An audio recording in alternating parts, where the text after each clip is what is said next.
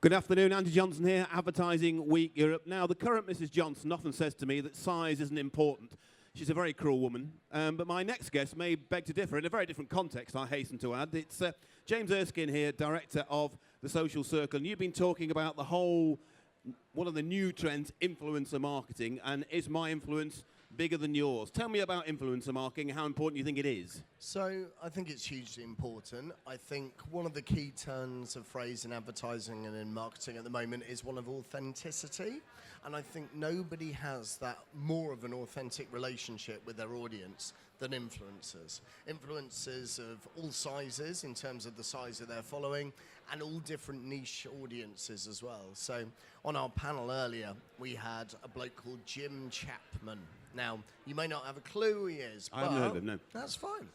If you were in your teenage years, you would definitely know who Jim Chapman was. It's a long while ago for me, I'm afraid. There we are, that's right. On his first channel, he has about 2.5, maybe even more million subscribers. Wow. On his second channel, he has about 600,000-700,000. So a huge sphere of influence. So when a brand taps into that authentic relationship, you can imagine it works really, really well. And what our business does, Social Circle, is we marry brands with influencers, both big ones and small ones. And ideally, would a brand have a mixture of maybe influencer marketing and more traditional as well? Or do some of them go down one route or the other?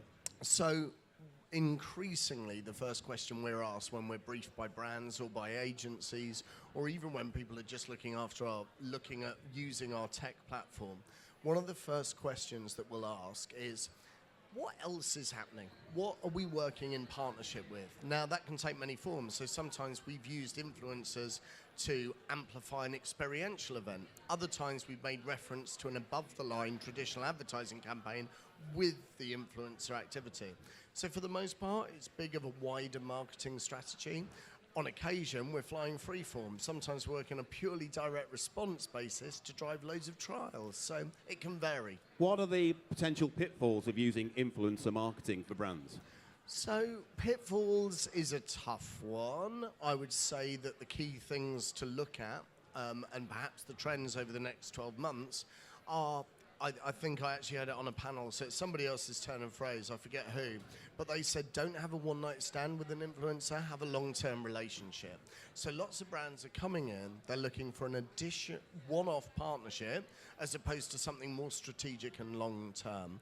And kind of the key thing there is to find the right influencer for your brand. So the bigger influencers, the ones with agents, and lots of the big ones do have agents, are all really adept at saying no to brands that won't work with their content. And it's important to find the right ones when you're working with smaller influencers and bigger influencers as well. So that being the case, how much competition is there between brands about whether my influencer is bigger than yours? I presume it's something they are really fighting hard over. Yeah, it's a competitive marketplace. So we work with a part of Amazon to deliver their influencer marketing in the UK. We work with audible.co.uk. And for a while, we were working with a medium-sized, and a niche influencer every single month.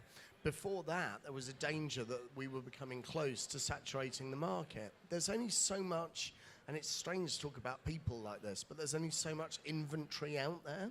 So that's why the bigger talents can charge more, and that it is about finding the right partner. I do think some brands haven't thought about how it works as part of their overall marketing strategy, and that tends to be a pitfall as well. I guess like anybody in this industry, you're always looking for the next big thing. Do you have any tips on who you think some of the influencers who are starting to really get themselves known, who they are at the moment, and when they might become the real big names? Yeah, well, we do. It's funny. Social Circle is both a service, so we take the pain away of delivering influencer marketing campaigns, but the other half of the business is a tech platform, and that tech platform allows people to monitor their influencer marketing campaigns, so we could find out that one influencer's tweet is getting more engagement than another influencer's tweet. But what it also does is allow us to look at trends. So we can see the next rising star on our social climbers list. And we're now seeing talents that are rising at the same rate as some of the big names previously. And of course, what we want is to form brand partnerships with them now so that when their star has hit the ascendancy in 12 months' time, our brand partners are reveling in the added value. Can you give us any names? Well, there's some that are almost there now, so do have a look at Nudarella, who is a star that's rising. Her first book comes out later this year, and she's very much a rising star. One of my favourites, definitely worth having a look at, Ethan Gamer. He's a 10-year-old boy. 10-year-old? Yep. Oh, my and God. all he does is play games, and his talent and his gaming ability and... yeah, the content he delivers is incredible for that right niche audience, but no niche is too small, really.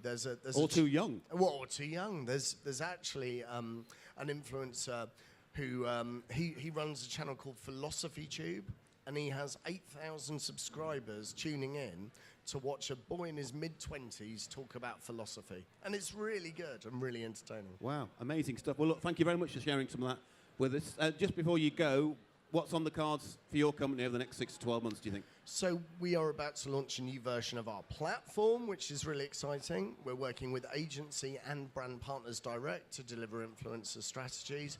And we're growing. We're looking to open an office in another territory as well. So we're busy. Brilliant. Have a great rest of the week. Thank you very much for joining us. Thanks for your time. Looks like here at Advertising Week Europe, we're going to have to open a creche next year if the influencers are getting as young as 10 years old. 10 months old, that would be an influencer, wouldn't it?